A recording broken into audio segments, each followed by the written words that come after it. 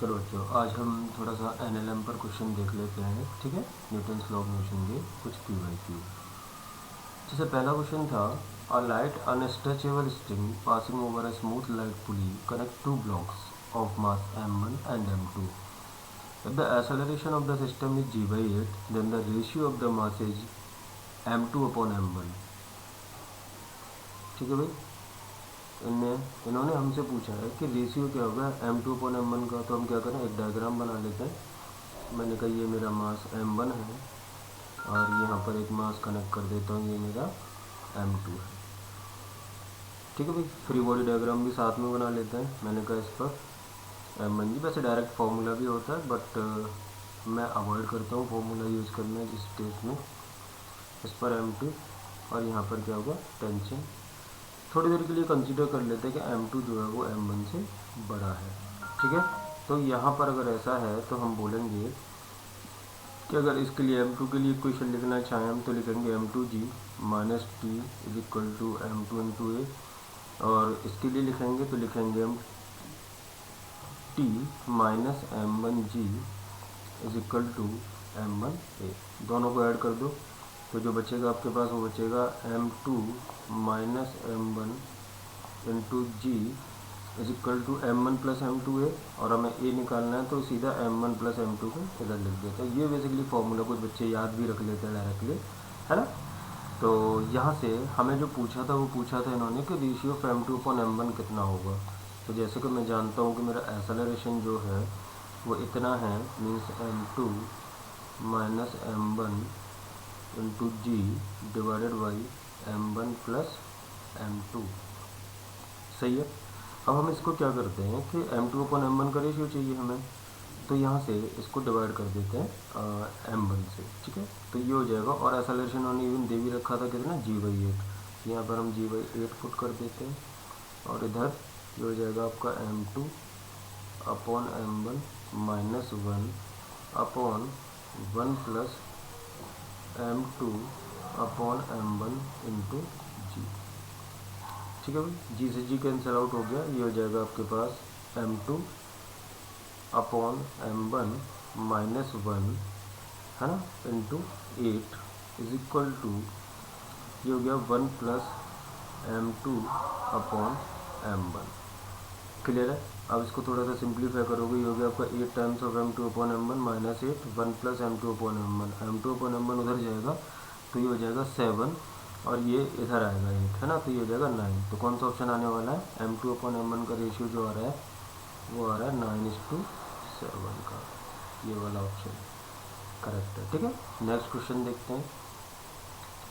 अब ये है नेक्स्ट क्वेश्चन। इसमें देखो क्या बोला था इन्होंने, a given object takes n times the time to slide down 45 degree incline plane था, है ना, rough incline plane, as it takes the time to slide down an incline identical perfectly smooth 45 degree incline plane. कह रहा है the coefficient of kinetic friction between the object and the surface of the incline plane. जैसे मैं यहाँ पर बात कर लेता हूँ आप लोगों से, मैंने एक इंक्लाइन प्लेन कंसीडर किया जहाँ पर जो एंगल है वो कितना दे रखा है आपको, 45 डिग्री। ये एंगल आपको 45 डिग्री दे दिया है।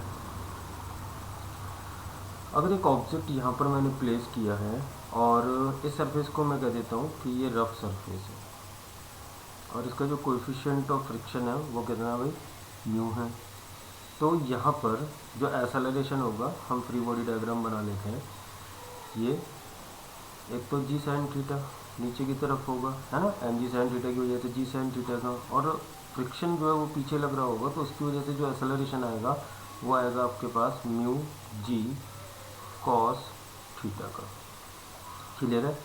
तो जो नेट एक्सेलरेशन इस केस में आया वो आ गया आपके पास जी sine theta minus mu g cos theta का। ठीक है भाई, आगे इन्होंने क्या बोला है मुझसे कि जब object it takes the time to slide down an identical plane, है ना, मतलब अगर यहाँ पर ये टाइम टी ले रहा है, ठीक, मतलब एक मिनट, ये तो हमने कैसा ले रखा है, रफ ले रखा है। हम स्मूथ वाला भी कंसीडर कर लेते हैं। यहाँ पर ये एंगल कितना 45 डिग्री आइडेंटिकल प्लेन है, लेकिन इस बार जो है ये स्मूथ वाला है। क्वेश्चन ये है कि यहाँ पर अगर टी टाइम लिया है तो यहाँ पर जब रफ सरफेस रहती है तो यहाँ पर n times of T time लगता है, ठीक है भाई, इसी चीज़ को। लेकिन इस केस में अगर एक्सेलरेशन आप ध्यान से देखोगे तो क्या हो जाएगा भाई, फ्रिक्शन तो होगा नहीं, सिर्फ और सिर्फ जो एक्सेलरेशन है वो कौन सा होगा, जी साइन थीटा का। तो मैंने लिखा जी साइन थीटा। क्लियर है। तो यहाँ से थोड़ी देर के लिए अगर ये कंसीडर कर लिया जाए कि जो इंक्लाइन प्लेन की लेंथ है वो एल है ना, और सेम लेंथ से ये कवर कर रहा है, ठीक है भैया। तो यहाँ पर हम सेकंड इक्वेशन लगा लेते हैं। पहले केस में जब स्मूथ था तो लगाते हैं, तो L is equal to U T, मतलब S is equal to U T plus half A T square लगाओगे, यू तो जीरो, तो ये zero, half of A T square means G sine theta T square, इसको बोल देते हैं first equation. अब इस वाले केस में देखते हैं, तो हो जाएगा आपका L is equal to zero plus half of g sine theta minus mu g cos theta into, इसको टी डैश बोल देता हूँ अभी के लिए, ठीक है, जो एन टी के बराबर है ऑलरेडी, ये यही टी डैश है अपना।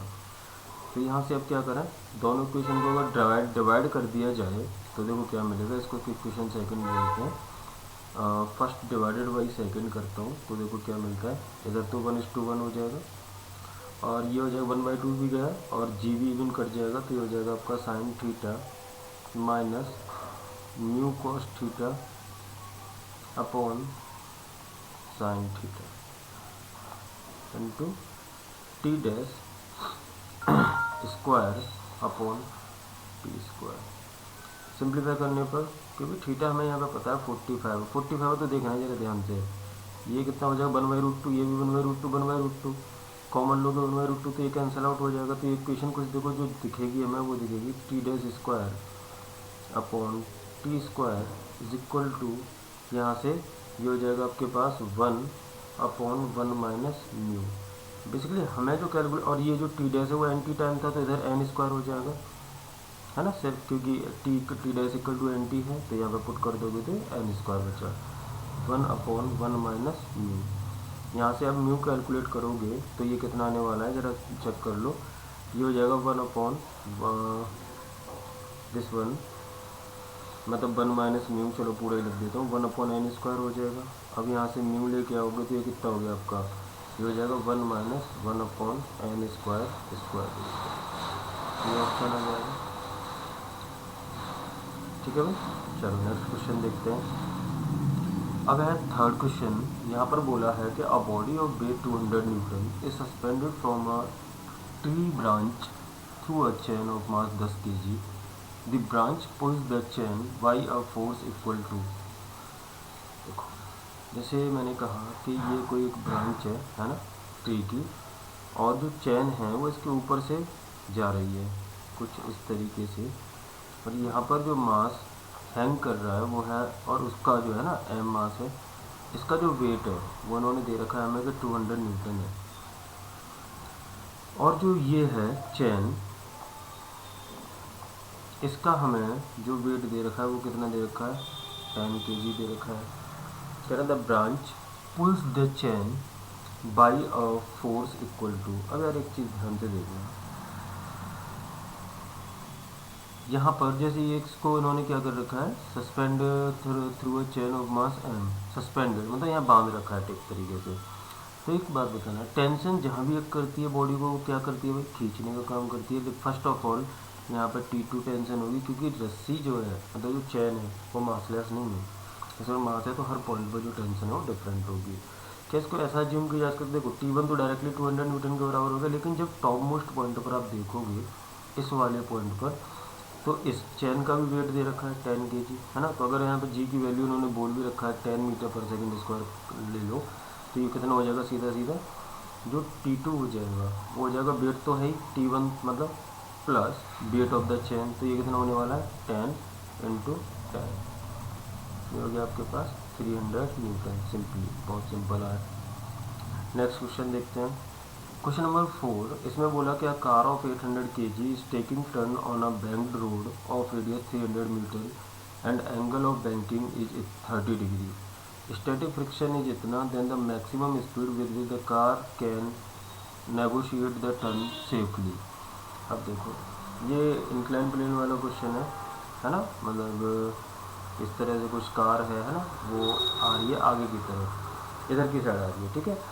तो यहाँ पर तो फॉर्मूला हमारे पास जो होता है वो होता है अपना V max is equal to square root of R g into, ये फार्मूला होता है कुछ ये वाला देख लेना, ये होता है अपना mu minus mu plus tan theta upon 1 minus mu tan theta, है। इस तरह से फॉर्मूला होता है। जब आप ये कैलकुलेट करोगे तो आपका आंसर आ जाएगा। जैसे यहाँ पर 30 डिग्री दे रखा है, टेन 30 कितना होता है, √3 होता है, जिसकी वैल्यू कितनी हो जाएगी आपकी 1.73 इन्होंने दे ही रखी है।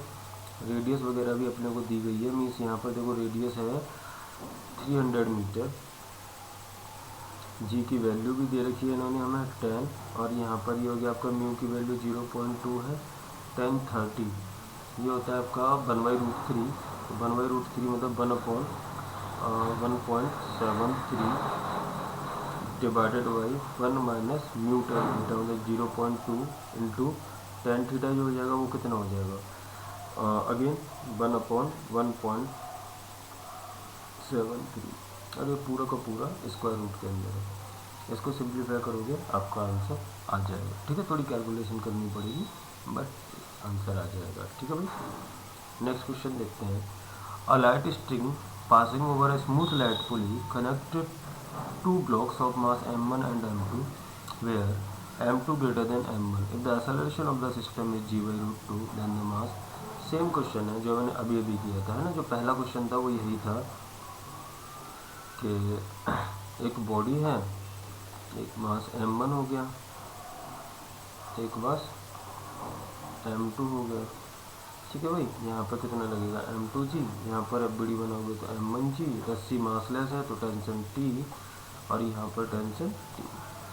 तो जो एक्सेलरेशन होगा सिस्टम का वो फार्मूला ही लगा देता है उस बार में। मैंने कहा कि m2 minus m1 upon m1 plus m2 into G के बराबर। यहाँ पर सीधा सीधा आपको रेशियो पूछा m1 अपॉन m2 का, तो कैलकुलेट कर लो, आपका आंसर आ जाएगा, ठीक है भाई।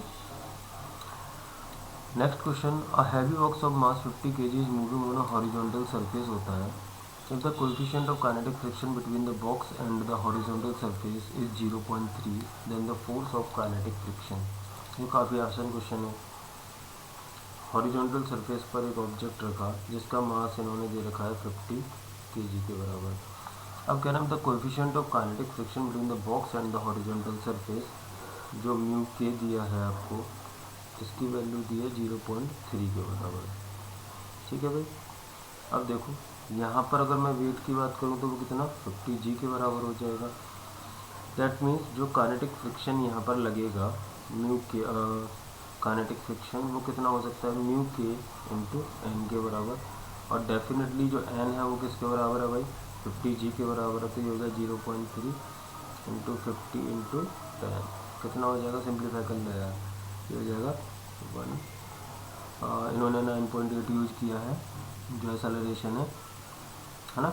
तो मेरा जैसे 10 मैंने कंसीडर किया तो ये 150 के अराउंड आ रहा है, तो 9.8 जब रखोगे तो थोड़ा सा कम आएगा, और कौन सा ऑप्शन होना चाहिए था, बी ऑप्शन होना चाहिए था, ठीक है भाई। यहाँ पर जी की वैल्यू आपको कितनी यूज करनी है 9.8 metre per second square. Next question देखते हैं। A wooden block of mass 5 kg rest on a soft horizontal floor,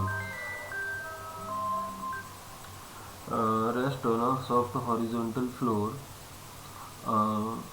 Next, when an iron cylinder of mass 20 kg is placed on the top of the block, एक iron cylinder है जो place किया गया है,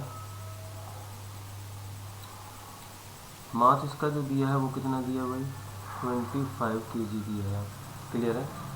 is placed on the top of the block, the floor yields and the block and the cylinder together go down, clear है। मतलब ये पूरा का पूरा प्लेटफॉर्म जो है नीचे जाने लगता है with an acceleration of 0 metre per second square से। अब बोला था action force of the system on the floor is equal to, normal पूछा है कि कितना एक्ट कर रहा होगा, तो ध्यान से देखना, मैं यहाँ पर कह देता हूँ ये मेरा क्या है नॉर्मल है, और इसका जो वेट है वो कितना m इंटू जी हो जाएगा। एक चीज़ ध्यान से, यहाँ पर जो एक्सेलरेशन है वो इतने से प्लेटफॉर्म नीचे जा रहा है, मतलब पूरी की पूरी बॉडी नीचे जा रही है, तो एक सूडो फोर्स लगाना पड़ेगा। अगर मैं यहीं बैठ के नॉन इनर्शियल फ्रेम में बैठ के ऑब्जर्वेशन कर रहा हूँ, है ना, तो मुझे क्या यूज़ करना पड़ता है, एक सूडो फोर्स यूज़ करना पड़ता है ना। और ये किसके बराबर होगा, आपका मास इंटू एक्सेलरेशन की। तो सीधा सीधा नॉर्मल की अगर बात करी जाए तो नॉर्मल किसके बराबर हो जाएगा, आप बोलोगे एम और जी माइनस ए के बराबर हो जाएगा। इसको ज़रा कैलकुलेट कर लो, मास कितना होगा भाई, मास दे रखा है इन्होंने 25 मल्टीप्लाइड विद ये हो गया आपका 9.8 माइनस ये कितना हो गया आपका 0.1, तो ये हो जाएगा 25 मल्टीप्लाइड विद 9.7। ठीक है, इसको जब सॉल्व करोगे आप तो आपके पास आंसर आ जाएगा। और ये जो आंसर आएगा वो आप देख सकते हो 25 इंटू 10 टू 50 के आसपास। कोई ऑप्शन नहीं दिख रहा है, तो देखते हैं। ओके ओके, जो मास हमने लिया है वो इसलिए क्वेश्चन में जो दिया है वो 5 kg का दिया है। ठीक है, तो मास 5 kg, हमने 25, एक मिनट, अब wooden block of mass, okay okay, ये सिलेंडर 25 kg का दिया है और इसका खुद का मास जो है वो 5 kg दिया है। When an iron cylinder of mass 25 kg